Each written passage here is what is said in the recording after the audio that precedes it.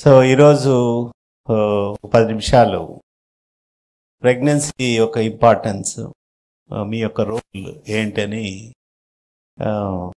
Some of my thoughts I'd like to share. So కనిపించే వ్యక్తిని ఎవరని ఐడెంటిఫై చేయగలరా? స్వామి వివేకానంద. ఓకే.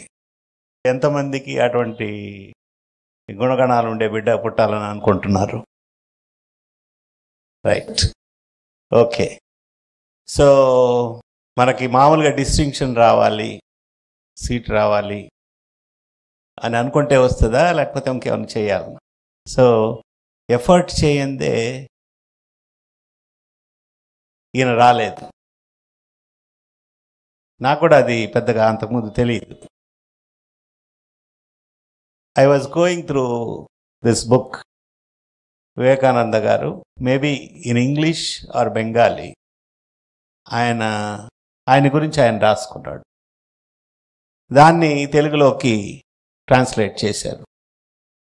చేసినప్పుడు ఫస్ట్ పేజ్లో సెకండ్ పారాగ్రాఫ్లో మొత్తం జీవితమైన సారాంశం అంతా చెప్పేశాడు అనిపించింది నాకు. సో మీకు అందరికీ అటువంటి బిడ్డ కావాలి. అటువంటి బిడ్డ కావాలంటే ఏం చేయాలి అనేది 4-5 సెంటెన్సెస్లో వాళ్ళ అమ్మ ఏం చేసిందో చెప్పారు ఆయన. నేను చదువుతాను ఫర్ యూ. ఇది ఈయన రాసిందే, అంటే but it is a translation to Telugu. నా తల్లిదండ్రులు ఏళ్ల పర్యంతం ఉపవాసాలు ప్రార్థనలు చేశారు, నేను పుట్టాను. 7 నిమిషాల పాటు కూడా నేను అనుష్ఠించలేని ఉపవాసాలు ప్రార్థనలు, వందలాది వ్రతాలను నేను పుట్టక మునుపు నా తల్లి చేయడం నాకు తెలుసు. 2 ఏళ్ళు ఆమె ఇవన్నీ అనుష్ఠించింది. నాలోని ధార్మిక సంస్కృతి వాటి చలువే అని నా నమ్మకం. నాలో ఏ సద్భావన ప్రేరణలున్నావో అవన్నీ నా తల్లి ఇచ్చినవే, ఎరుకతోనే గాని యాదృచ్ఛికంగా కాదు. మా అమ్మ పంచి ఇచ్చిన మాతృప్రేమ వల్లనే నేను ఇంతవాణ్ణి అయ్యాను. నా మాతృ రుణం ఎన్నటికీ తీర్చుకోలేనిది. He has summed up. నేను పుట్టడానికి 2 ఏళ్ల ముందు నుంచే ఎటువంటి బిడ్డ కావాలని కోరుకొని, ఆ కాలంలో ఆ కోరుకోవడం అనేది పూజల ద్వారా, అంటే ఒకే ఆలోచనలో ఉండడం, ఇటువంటి బిడ్డనే నాకు కావాలి అని. ఏమంటున్నారు? నేను 7 నిమిషాలు చేయలేని విషయాలు కూడా 2 ఏళ్ళు మా అమ్మ నా కోసం చేసింది, నేను పుట్టాను. తర్వాత ఇక్కడ ఒక సింపుల్ సెంటెన్స్ రాస్తారు, ఎరుకతోనే కానీ యాదృశ్చికంగా కాదు. అంటే వాళ్ళమ్మ కాన్షియస్గా నాకు ఇటువంటి బిడ్డే ఉండాలి, ఇటువంటి గుణగణాలే ఉండాలి అని అనుకొని నన్ను పుట్టించుకునేది. కానీ I was not accidentally born. ఏదో ఒక గొప్ప ఆయన పుట్టాడంట కాదు. ఏం చెప్తున్నాడు ఆయన? ఇవన్నీ చేయడం వల్ల మా అమ్మ కాన్షియస్గా నన్ను ప్రొడ్యూస్ చేసింది, ఎరుకతోనే కానీ యాదృశ్చికంగా కాదు.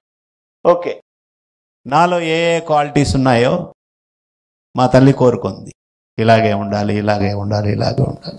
ఇట్లా మీరు గొప్ప వాళ్ళందరూ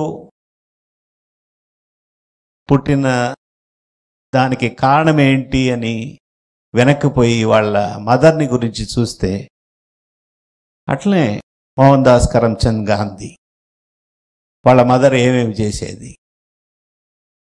సో ఈ ప్రెగ్నెన్సీ ఈజ్ ఎ పీరియడ్, ఈ 9 months, it's a very powerful period. Of course even before also.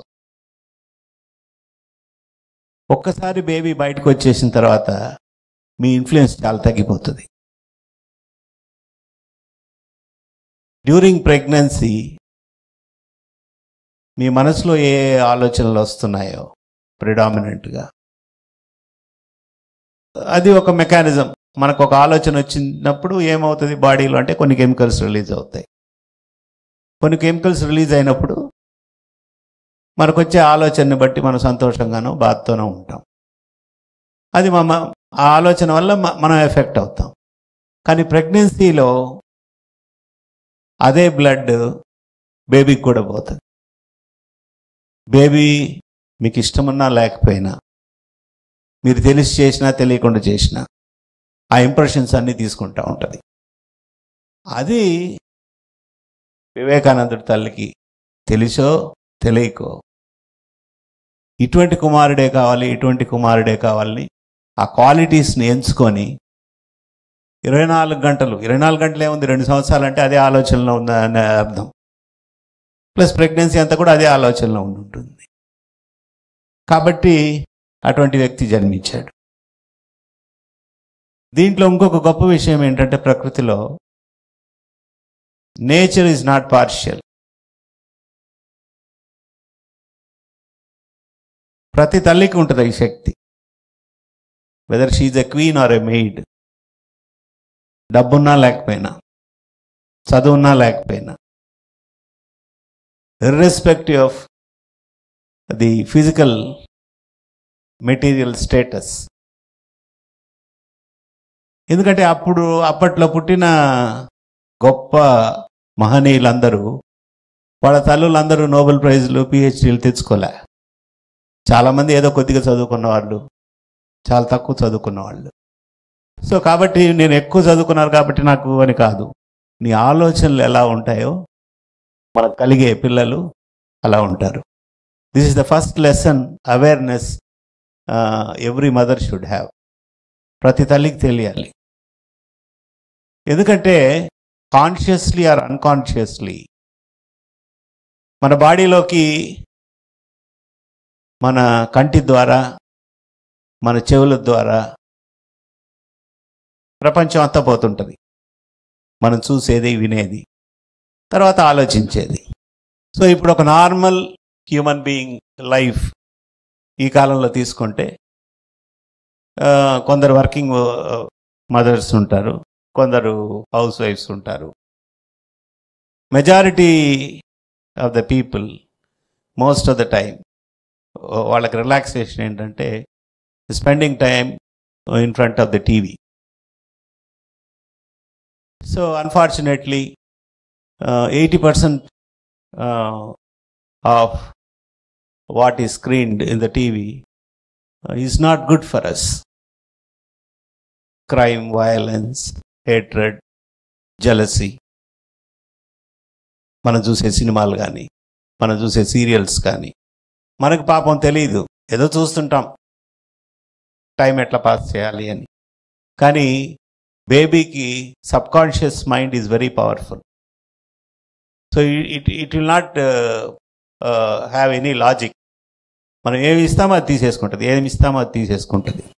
Maybe అందుకనే అనుకుంటాను నేను, పాతకాలంలో ఆ టైంలో అంత గొప్ప వ్యక్తులు పుట్టడానికి కారణము అప్పుడుండే తల్లులు చుట్టుపక్కల విషయాలన్నీ స్వతంత్రము, స్వతంత్ర పోరాటము, నేను కూడా ఒక బిడ్డను పుట్టిస్తే వాడిని గొప్పగా ఈ విధంగా తయారు చేయాలి అనుకోవడం వల్ల గొప్పవాళ్ళు అప్పుడు పుట్టారేమో. ఇప్పుడు కూడా పుడుతున్నారు. మనకి బాగా చదువుకోవాలనుకుంటాము, వేరే దేశాలు పోవాలి, బాగా సంపాదించాలి, మనిషి క్యారెక్టర్ ఎట్టున్నా పర్వాలేదు, దాని గురించి వదిలేసాం. Somewhere we last. ఇప్పుడుండే తల్లులు ఏమేమి అనుకుంటున్నారు, అవి కూడా అవుతున్నాయి. బాగానే చదువుకుంటున్నారు, బాగానే డబ్బు సంపాదిస్తున్నారు, కానీ వ్యక్తులుగా బై పర్సనాలిటీస్ దాని గురించి మనం అనుకోవటం లేదు కాబట్టి వాళ్ళు లేరు సరిగ్గా. సో ప్రెగ్నెన్సీకి రెండు డైమెన్షన్స్ ఉంటాయి. హాస్పిటల్కి ఎందుకు వస్తారు అని అంటే, మదర్ హెల్త్, బేబీ హెల్త్ బాగుండాలి కాబట్టి వాళ్ళు ఏమేమి టెస్టులు చేసుకోవాలి, లోపలంతా సక్రమంగా జరుగుతుందా లేదా, ఏం స్కాన్లు, ఆహారం ఎలా తీసుకోవాలి, ఏం ఎక్సర్సైజ్ చేయాలి, ఎవ్రీథింగ్ టిల్ డెలివరీ. అది ఒక పార్ట్, ఫిజికల్ పార్ట్ అది. సో మన కాన్సన్ట్రేషన్ అంతా దేని మీద? హాస్పిటల్కి వచ్చామంటే నేను ఏ మందులు మింగాలి, ఏం టెస్టులు చేసుకోవాలి, నేను నా బేబీ బాగున్నానా లేదా, అంతే. ఆ క్వశ్చన్ ఆన్సర్స్ వచ్చేస్తే ఐఎమ్ హ్యాపీ. పుట్టబోయే వ్యక్తి ఎటువంటి వాడు అనేది ఎక్కడో వదిలేసాము. అసలు ఎట్లా ఉంటుందంటే, మేము మెడిసిన్ చేసేటప్పుడు మా సీనియర్ ఒక అబ్బాయి బయోకెమిస్ట్రీలో మంచి స్టూడెంటే ఫెయిల్ అయ్యాడు. ఎందుకు ఫెయిల్ అయ్యాడు అని అంటే 2 మార్కుల క్వశ్చను 2 గంటలు రాశాడు. సో కరెక్టే, వాడికి అంతా తెలుసు, గొప్పగా తెలుసు, కానీ ఆ 2 మార్కుల కంటే ఎక్కువ వేయలేరు కదా. అట్లా మీరు ఈ ఫిజికల్ వెల్బీయింగ్ని మీ బేబీకి ఎంత బాగా చూసుకున్నా క్యారెక్టర్ పర్సనాలిటీని గురించి వదిలేస్తే వాళ్ళు రేపు పుట్టిన తర్వాత వీళ్ళు కావాలి వాళ్ళు కావాలంటే it's not possible, it's not that easy at least. అందువల్ల this is a very major question. ఎగ్జామ్కి పోయేసి 50 మార్కులు రాసి 50 మార్కులు వదిలిపెట్టేసి వస్తున్నారు. సో యాక్చువల్లీ 9 months అనేది it is tightly packed. Time చాలదు. ఎందుకంటే మేమంతా చిన్నప్పుడు మేము పుట్టి పెరిగినప్పుడు మా అమ్మ నాకు చాలా స్టోరీస్ చెప్పేది, ఆమెకు తెలిసిన రీతిలో. రామాయణం, మహాభారతం, ఈ 2.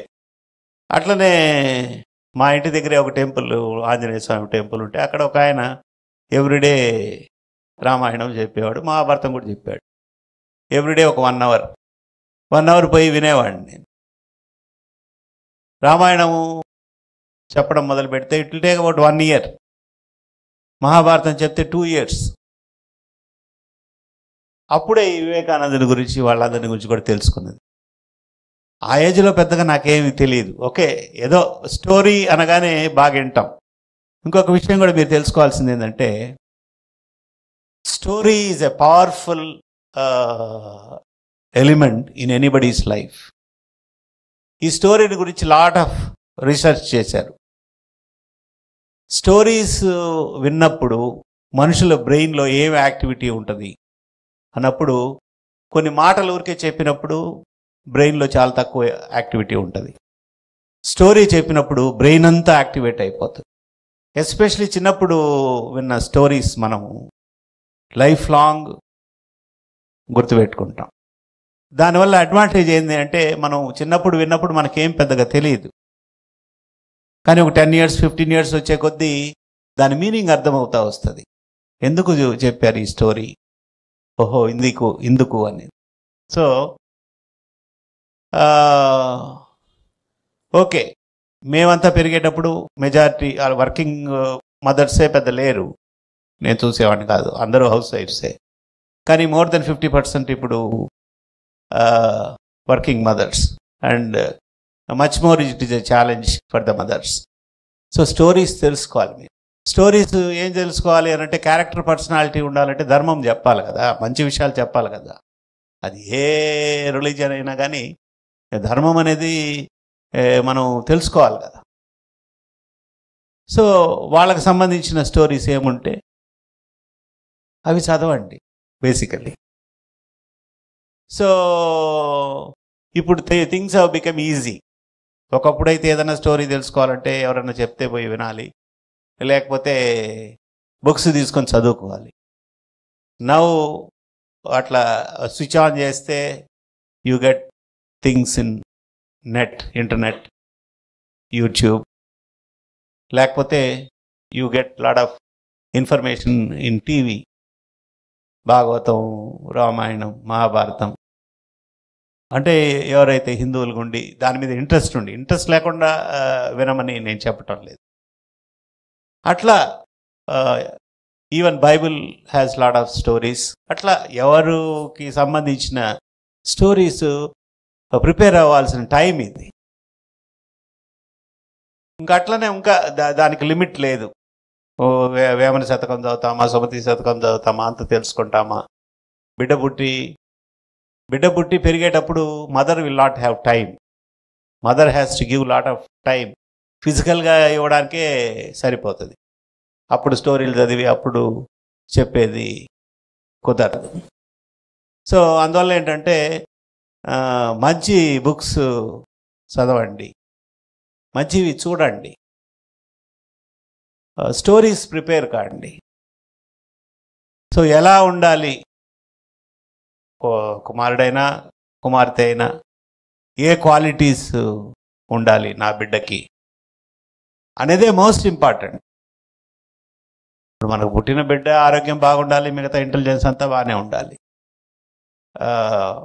క్యారెక్టర్ పర్సనాలిటీ 0 అయితే ఇంకేం లాభం? He will not be useful for the family, he will not be useful for the society also. ఇప్పుడు మనం చూసే సోషల్ డైమెన్షన్స్లో దాదాపు ఎక్కువ భాగము ఏమంటే అనేక రకమైన కారణాల వల్ల తల్లిదండ్రుల్ని చూసే పిల్లలే తగ్గిపోతున్నారు. ఎందుకు వచ్చింది ఈ మార్పు? Maybe they are not taught. మనం చెప్పించలేదు కాబట్టి వాళ్ళు అటు తయారవుతున్నారు. So that is the power of mother. ఈ 9 months మీరు ఎట్లా కావాలనుకుంటే అట్లా షేప్ చేసేసేయవచ్చు. If you want one more Vivekananda you can definitely get it. మీకు సంకల్ప బలంతో ఖచ్చితంగా చేయగలుగుతారు. అంతేకాకుండా తల్లికి ఒక పవర్ మోర్ సో విమెన్, ఈ సోకాల్డ్ ప్రెగ్నెన్సీ, బిడ్డని 9 నెలలు మోయడం, బయటికి తీసుకురావడం, ఓన్లీ విమెన్కి మాత్రమే God has given this opportunity. నేను చాలా సందర్భాల్లో అనుకుంటుంటాను, ఇప్పుడు మన హాస్పిటల్లోనే చాలామంది స్టాఫ్ మెంబర్స్ ఉంటారనుకోండి, ఏదో ఒక చాలా ఇంపార్టెంట్ పని చేయాలి. అప్పుడు మనం ఎవరిని పిలుస్తాం? మనకి ఎవరి మీద అయితే పూర్తిగా నమ్మకం ఉంటుందో, వీళ్ళైతే బాగా చేస్తారంటేనే వాళ్ళకి ఇస్తాం. అందుకనే భగవంతుడి nature either for animals or for human beings he has chosen women to be mothers. మగవాళ్ళు కూడా ద్వారా కూడా వచ్చి ఉండొచ్చేమో. He has not chosen men. Women are biologically superior. చాలా సందర్భాల్లో ప్రిమెచ్యూర్గా పుడుతుంటారు. కొన్నిసార్లు 7th month 8th month పిల్లలు డాక్టర్ అంతా చూస్తారు. ఫీమేల్ చైల్డ్ అన్నప్పుడు డాక్టర్ కూడా కొద్దిగా రిలీవ్ అవుతాడు. ఎందుకంటే female child survival will be better. ఇది ఎక్కడి నుంచి వచ్చిందంటే ప్రకృతిలో నుంచి ఆ డిఫరెన్స్ వచ్చేసింది. So no man can match these characters of a woman. So కాబట్టి మీరు ఎవరిని కావాలి అని అంటే, మేబీ భగవంతుడు కూడా ఇంకొక భగవంతుడిని సృష్టించలేడేమో, కానీ ఒక తల్లి కావాలనుకుంటే ఎటువంటి వ్యక్తినైనా పుట్టించగల సమర్థత ఉంది. కానీ ఆ సమర్థత ఉంది అనే అవేర్నెస్ దాదాపు మర్చిపోయాము మనం. సో మనం కేవలం ఎంతవరకు చూసుకుంటున్నామంటే ఆరోగ్యం బాగుందా లేదా, నా ఆరోగ్యం బాగుందా, లేకపోతే ఇంకా క్వశ్చన్స్ ఉన్నాయి చూసారా, నాకు నార్మల్ అవుతుందా లేకపోతే ఆపరేషన్ అవుతుందా. సో అందువల్ల మంచి బుక్స్ చదవండి, మీ ఇన్హరెంట్ కేపబిలిటీ తెలుసుకోండి, ఆ కెపాసిటీస్ అన్నీ బయటికి తీసుకువచ్చి ఎటువంటి పిల్లలు కావాలని మీరు అనుకుంటారో అటువంటి వాళ్ళని మీకు పొందేదానికి అవకాశం ఉంది. Put on your best effort and you will succeed. Thank you.